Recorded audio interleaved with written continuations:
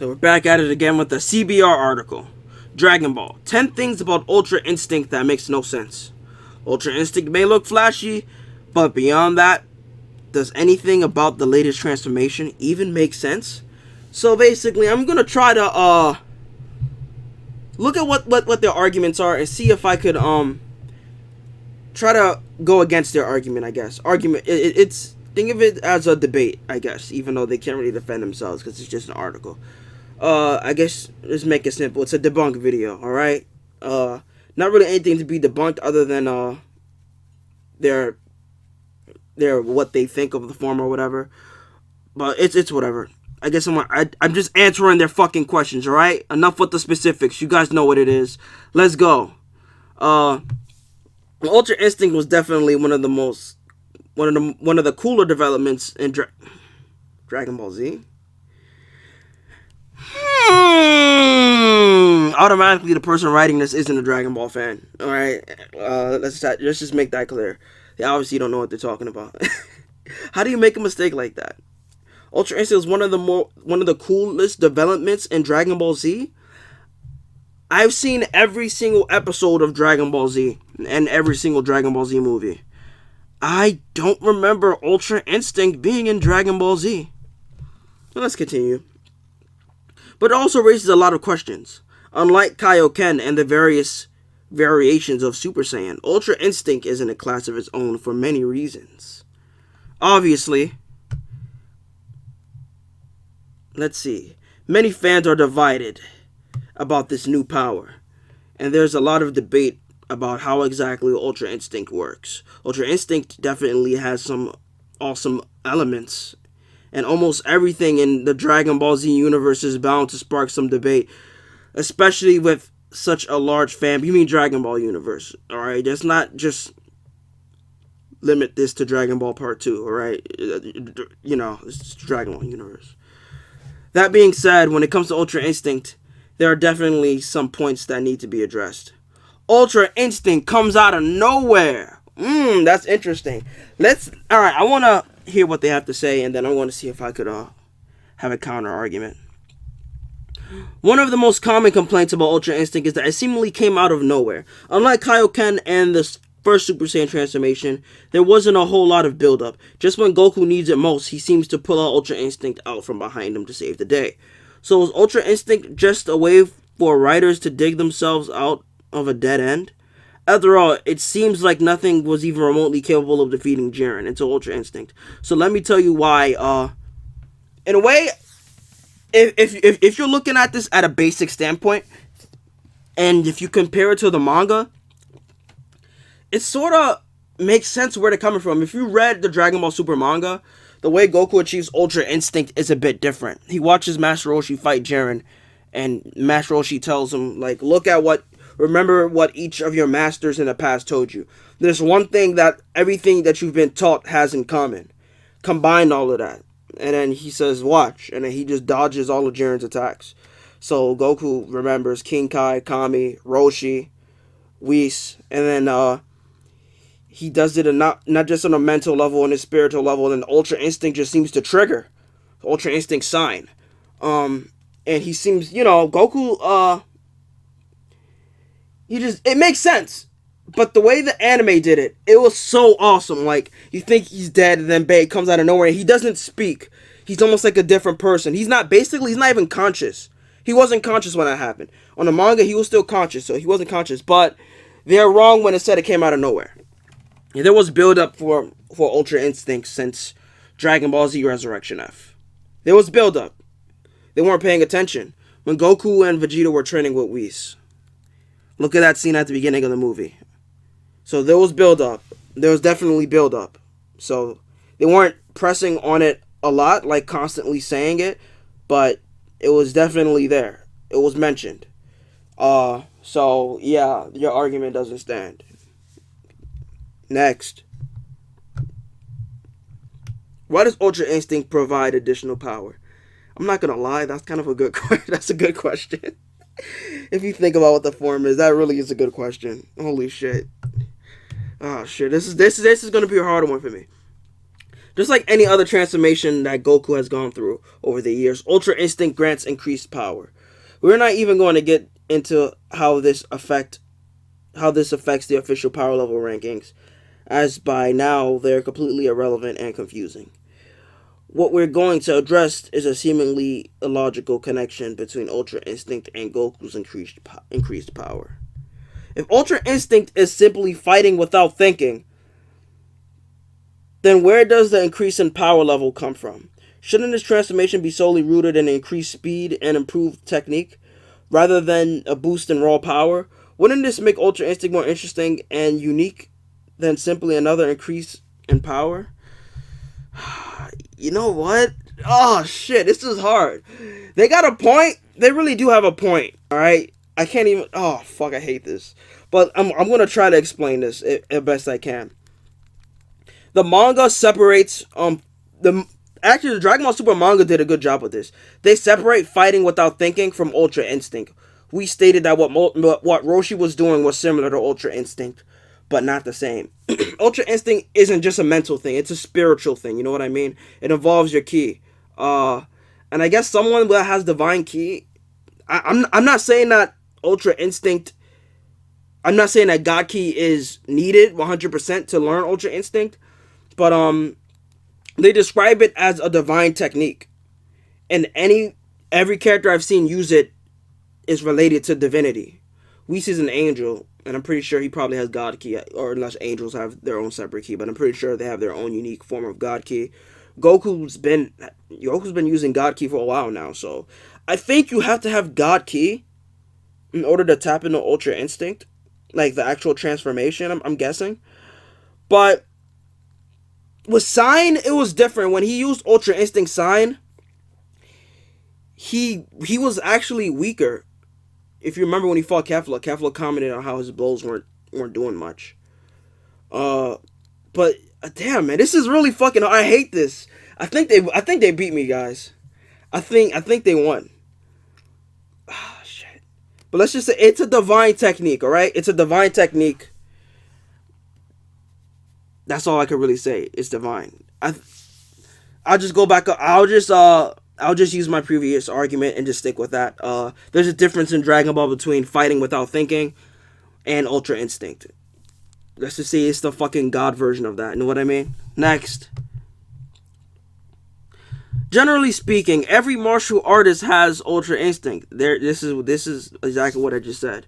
But like I said, the Super manga showed how that there was a difference between dodging without thinking and Ultra Instinct. Let's see. Let's dig a little deeper into what Ultra Instinct really is. At the end of the day, it's an approach to fighting where you're not consciously thinking about your actions.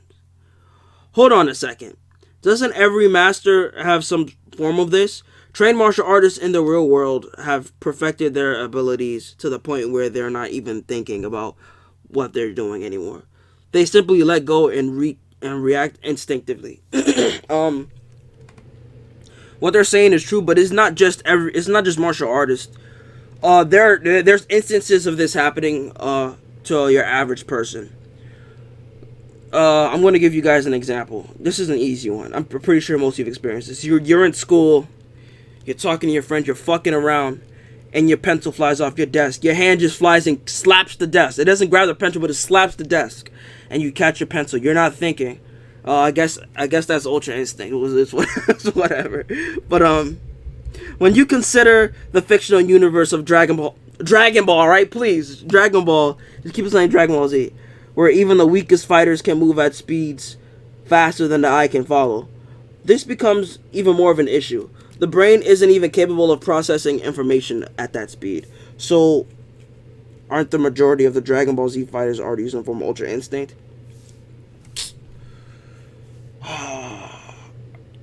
You could say that, but at the same time, you're applying real-world physics to Dragon Ball characters.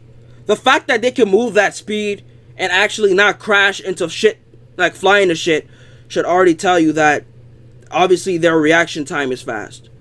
Meaning, I guess you could say their brain reacts faster. It is weird. It's really fucking weird. You could arguably say that they are moving without thinking, but I'm pretty sure there's more to that. They're superhumans. I'm talking about Krillin and Tien and shit. But yeah, it's whatever. Next, 7. It doesn't fit with Goku's personality. What the before I even say anything, what does personality have to do with this? This dude is like the most greatest martial artist of all of fiction. Like, what? Putting physics and logics aside for just a second, there are elements of Ultra Instinct that don't make sense when you consider the established story of Dragon Ball Z. Especially in regard to Goku's character. Ultra Instinct makes Goku calm, focused, and disciplined, essentially changing his entire character. Have you seen Goku's fight on the Namek Saga? You guys think Goku's goofy like all the time? Come on. Granted, we've seen Goku get serious a few times before, but part of what makes him the Goku we all know is the fact that even when things get serious, he maintains his boyish, innocent nature. Are you saying that he doesn't have that nature when he's in Ultra Instinct? Just because he's not talking doesn't mean he isn't Goku anymore. I mean, he was unconscious when he used Sign. To be fair, he wasn't even awake, alright? I know it's weird, but when he used it for the first time, the man was not awake. This dude was still sleeping. Alright? The second time he fought Kefla, he was aware. But he wasn't even conscious. He didn't remember anything that happened once he came to. In short, Ultra Instinct doesn't really fit with Goku's character, and it almost would have made sense for another character who is naturally calmer to achieve this transformation first. Yeah, no. There's a bunch of instances where Goku could be calm. This dude meditates, bro. This dude studied meditation for years.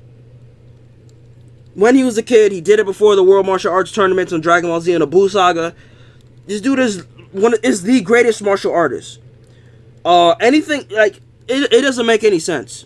What does being disciplined and calm have to do with Ultra Instinct? To even be a martial arts master takes a bit of discipline. To stay on your shit, you know what I mean? I mean, granted, that's for humans. Saiyans naturally they want to do it, so it's a bit more than just discipline.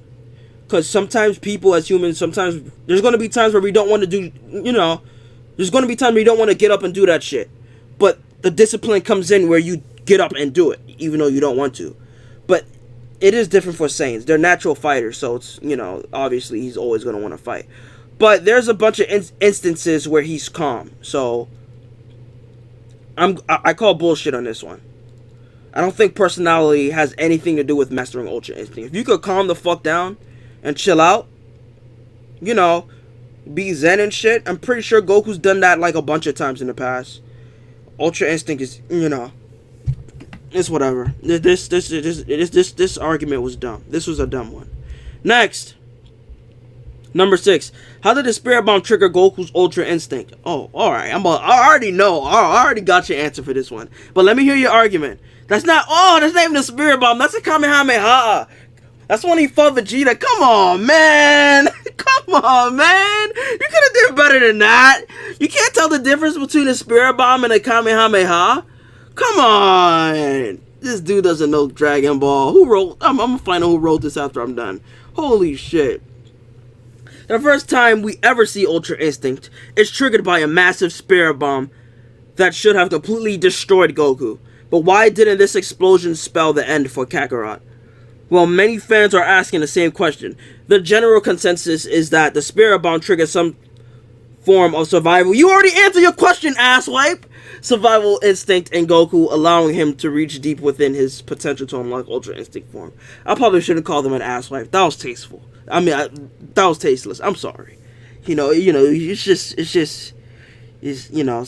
shit is nonsensical sometimes.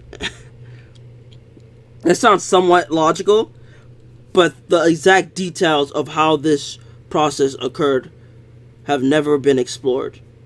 It's even more confusing when you consider the fact that Goku seems to magically reappear after being consumed by the Spirit Bomb. So let me tell you what happened, alright?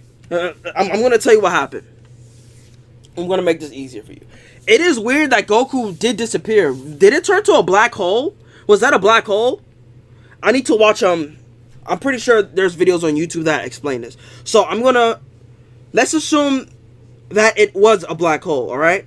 Just saying. Remember the Spirit Bomb compressed itself. Goku never died. Only time Goku died against his own will was with the heart virus, and that was just a disease. You know what I mean? You know, it was a sickness. But Goku was never murdered against his will, unless we're not talking about Zamasu. That's different. He wasn't even in his own body, but he's never killed. Every time he died, it was on his, you know, his basis, I guess. He knew he was gonna die. He had Piccolo kill him. He sacrificed himself, alright? It was on his standards, you know what I mean? So, he didn't want to die. This dude was fighting for his fucking life, bro. Like, he was really giving it all he had. And then, boom. Stress kicked in. Adrenaline rush. Ultra Instinct. Now here, my question is, I don't care how Ultra Instinct was triggered. What I want to know is where the fuck he was. And I mean, everyone was like, how do you even go Ultra Instinct? I want to know where this man was. What, like, how come he was invisible after the Spirit Bomb? Where was his body? So let's say that it was a black hole. When he fought Ribrianne with Android 18 and 17, we saw how they dealt with a black hole. So black holes are nothing to Dragon Ball characters at this point. Well, certain Dragon Ball characters, God tier characters. So let's say he was sucked into a black hole. It's believable to say that he could have appeared outside from the black hole, or possibly destroyed whatever realm he was taken to from the black hole. Because when you're sucked into a black hole, it's unknown where you're at. But these are Dragon Ball characters, so impossible is in their name. So, you know, all that energy could have come spewing out, and bam, he's back here. Or, let's say it wasn't a black hole. Let's make it more simple. We could say he was buried underneath all of the rubble. That would be the most, you know, the most simple thing. He was buried underneath the rubble. Sparks came, bam, he just blasted out from underneath the ground. That would be the more easier thing. But I don't think anyone cares. But this argument isn't about where his body went after the Spirit Bomb happened. It's about how he triggered Ultra Instinct. And they answered their own question, so I don't know why they even added this. Next, number 5. Shouldn't Guru's power unlock Ultra... No. Shouldn't Guru's unlock potential grant Ultra Instinct? No. No, it shouldn't. I'm going to explain why. Unless they answer their own question again. There are obvious reasons. There are obviously quite a few plot holes in Dragon Ball Z story. But one event that is repeatedly brought up is Elder Guru's ability to unlock fighters' potential. He performed this trick on Gohan and Krillin, raising their power level significantly.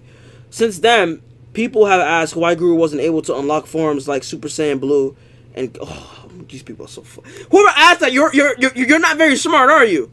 Super Saiyan Blue and Gohan. Jesus Christ. The answer is that Gohan wasn't capable of that technique, and so he didn't have the potential to unlock it. Well, what about Ultra Instinct? Oh, I'm about to come at you hard, bro. No homo. Because Ultra Instinct seems to operate outside of the traditional Super Saiyan forms, isn't the potential of the ability always present? After all, the only thing that you need to unlock Ultra Instinct is to fight without thinking. And even the weakest fighters could theoretically have the potential to do that. Alright, this goes back to their previous claim a while earlier in the video. Jeez, I can't believe this. Ultra Instinct is a technique. It isn't just something you could shit out. It isn't... I know it seems like a Super Saiyan form because that's pretty much what they're making it, the way that they're abusing it in the manga. But it isn't just a regular transformation like Super Saiyan. It isn't... It's a technique. Alright? You're not going to get Kaioken just because this dude unlocks it. You have to be taught Kaioken. Just like Goku in the manga. In the manga. He was taught Ultra Instinct in the manga. But like I said before, and this dude said, why can't Gohan get Super Saiyan Blue? Or what? Who said that? Who said that? One, Super Saiyan Blue wasn't even a thing during the Namek Saga 1. And even if it was, you need God Ki. You're not just going to get God Ki from getting your potential. All it does is awaken your potential, alright? Those barriers, it breaks them down so you have access to more power. That's all it does. It doesn't grant you extra transformations. It doesn't... No! Come on, man. Use your brain. Honestly.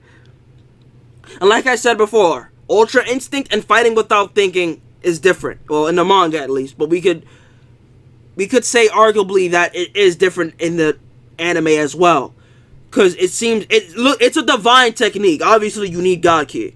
Let's just say that. It was never stated that you need God Ki, but we've only seen divine beings use it. Even Beerus. He used it in the manga, but is he not a god? So it just isn't... It isn't just something that people could just shit out. People will make the argument saying that even Krillin could get Ultra Instinct, but let's be real. If it's a divine technique, I find it hard to believe that Krillin's going to get the silver eyes and that blue aura. Next. Triggering Ultra Instinct requires the absence of thought. How does that not make sense to you? What's the title of this video? Things about Ultra Instinct that makes no sense? How does that make any sense? I'm about to... Oh! Let me hear your argument. Ultra Instinct in all of its glory. There's an interesting conundrum that surrounds the triggering of Ultra Instinct. As Goku himself has explained, one cannot trigger Ultra Instinct by consciously thinking about it. In other words, Goku cannot decide to trigger this form. Oh, this didn't age well. It has to happen on an unconscious level. Some might even argue that it goes beyond the unconscious, and that it requires zero thought to trigger. That leaves us with somewhat of a catch-22. How can the Ultra Instinct form even truly be triggered if zero thought is required to activate it? Wouldn't this mean that the form is pretty much impossible to transform into? How can it become a reliable fighting style if Goku isn't even sure when he could activate it during battle? I don't know, man. It seems like a natural fucking reaction. How did not even Bruce Lee, how do martial artists react without thinking? By fucking doing that, obviously. It's not hard to just empty your thoughts. I mean, alright, it's hard if you're not trained for it, but people empty their thoughts, alright? It's not that hard. I mean, it is, but it's... for Goku. Like, let me make this a bit more simple. This is a bit difficult. There's techniques like Ultra Instinct outside of Dragon Ball. There are transformations similar to Ultra Instinct outside of Dragon Ball. There's one that takes it to the extreme. Muso Tensei from Fist of the North Star. Instead of dodging everything, he literally just becomes transparent. But it's the same shit. You empty your mind. Ryu has this on Street Fighter. You can empty your mind. Calm the fuck down. And empty your... It's not that hard. I don't understand. One cannot decide to trigger this form? What do you mean? It doesn't make any sense. They said it happens on an unconscious level. Make yourself unconscious. That's all they have to do. That's literally... I'm pretty sure that's what Goku does during the Moro arc. He literally chills the fuck out. Calms down. Lets his aura, his ki flows smoothly, you know? Like water. He makes it like water. It just flows naturally. No stress. It's not that hard.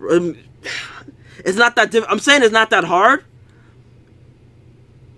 to understand. I mean, it's hard to do, but it's not that hard to understand. I'm winning so far, by the way. I think they only got one on me. Let's see, number 3. Theoretically, we should almost never see Ultra Instinct. I sort of agree with this, but I want to see I want to hear their reasoning for this.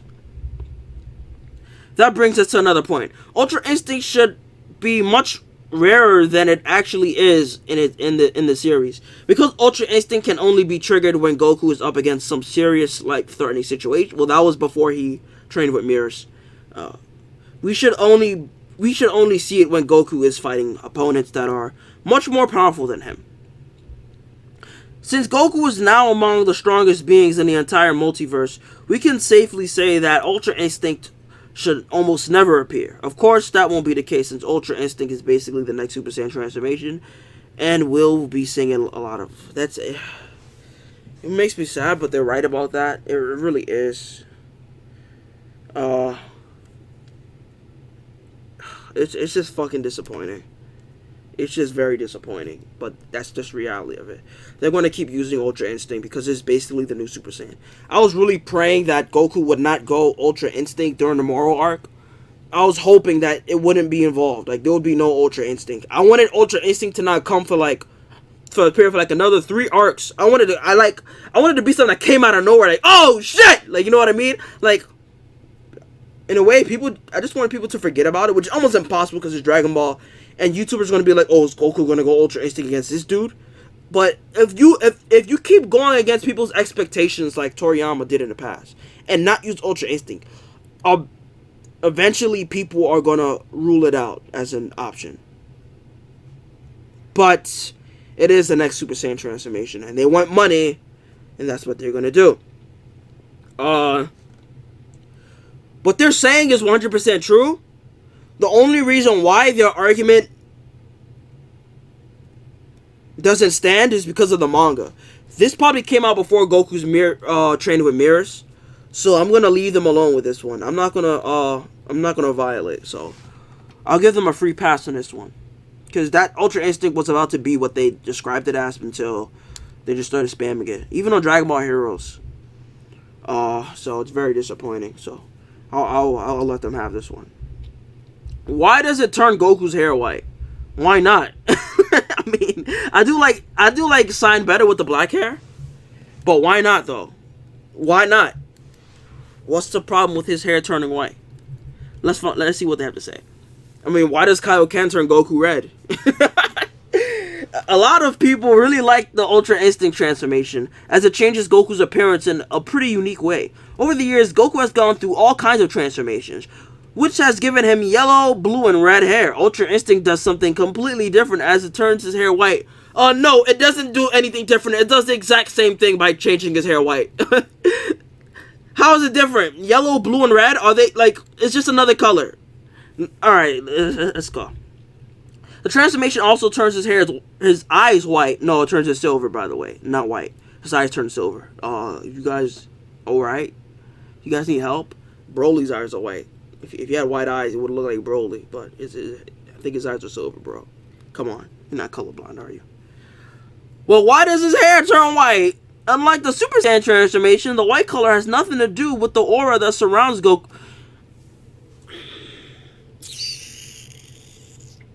I'm gonna leave him alone.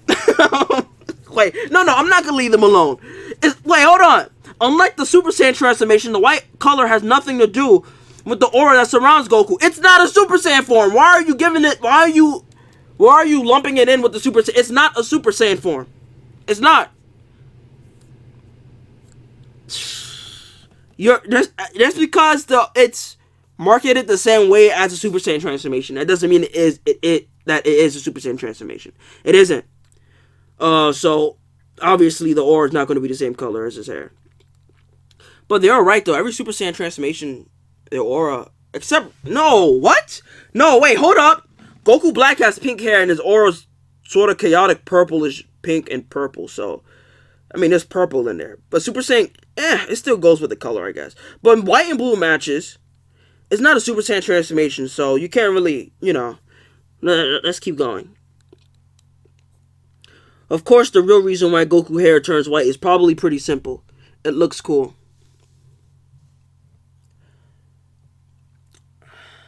I mean, didn't Toriyama give a reason for it? Doesn't the white symbolize something? I'm pretty sure it symbolizes something.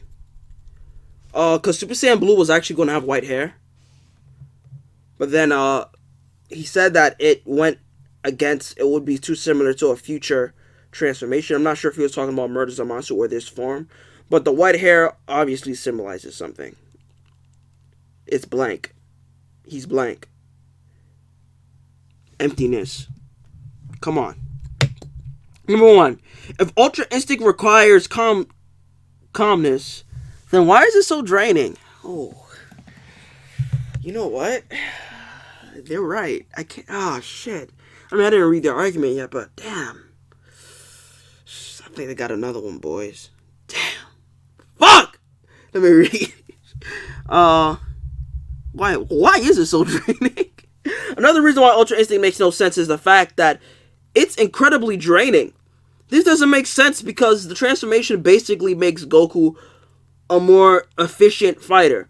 Sure, he's moving faster and he's more powerful, but an incredible amount of energy is used by the brain. Especially when it comes to calculating strikes and knowing when to dodge at high speeds. No, he isn't calculating and knowing, he's just doing it. Anyway, since Ultra Instinct effectively eliminates all conscious thoughts from the equation, It makes the fighter more calm and relaxed. Shouldn't it be more draining?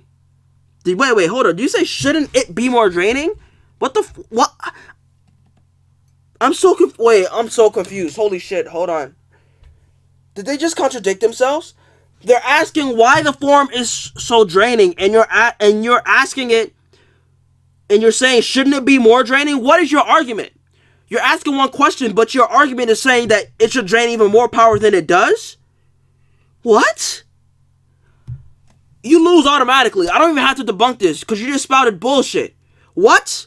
You ask, why is it so draining? And then your argument is, it should be even more draining than it actually is. What?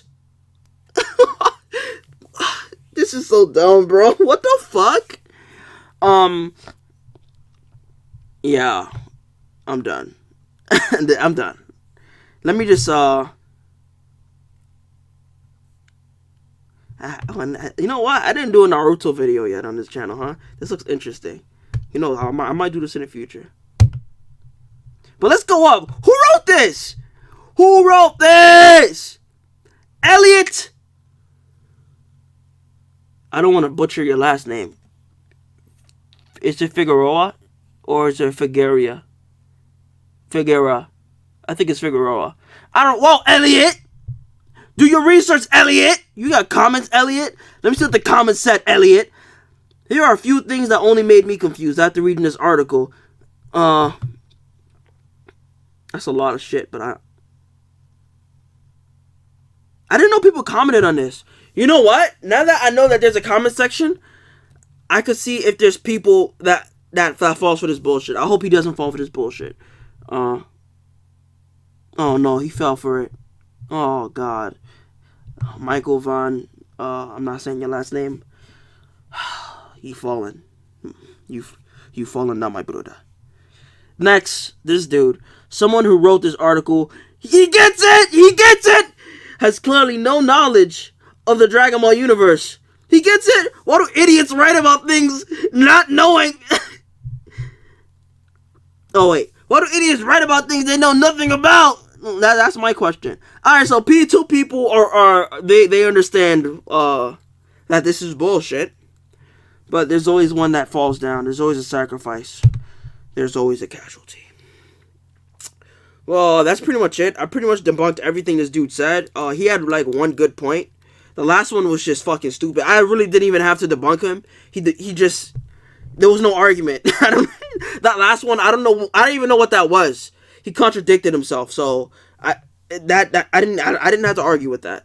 So that's pretty much all I have to say, guys. This video lasted longer than I wanted it to, but it's whatever. If you guys enjoyed this video, please like, comment, subscribe for more content like this, and I'll see you guys in the next debunk video, because there's going to be more. These people just don't stop. They never learn. They never, ever, ever learn. Peace.